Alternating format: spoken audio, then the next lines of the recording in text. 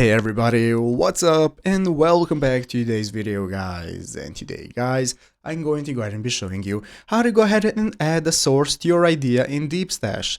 This is a very simple thing to do, so make sure to watch this quick and easy video till the very end, follow my steps correctly, so you can make sure this works the same for you and you can do this yourself. But yeah guys, let's get straight into it. So the first thing we want to do is to go ahead and open up the official Deepstash application if you've not already. So if you do not already have it downloaded, what you want to do is go ahead and open up the App Store on your mobile phone, open up the App Store, search for Deepstash, find application and install it. So after installing it, opening it up, this is going to be the home page we're greeted by, from where we can get started browsing all the books we follow. We can follow posts by other people and so on. It's all going to appear on the home page right here. So let's go and take a look at how to add a source to your idea in Deepstash. So basically, first things first, look right here at the bottom of the screen where we can find the sections that we can access, such as Explore, Library, and the Create option. So from your library, you can browse people's stashes, as you can see right here, or we have the Create option from where we can go ahead and create our own ideas. So now let's say you want to go ahead and make a post, book, or whatever similar. You're going to click on it right here, and this is going to enable you to go ahead and select your text, quote, image, and so on.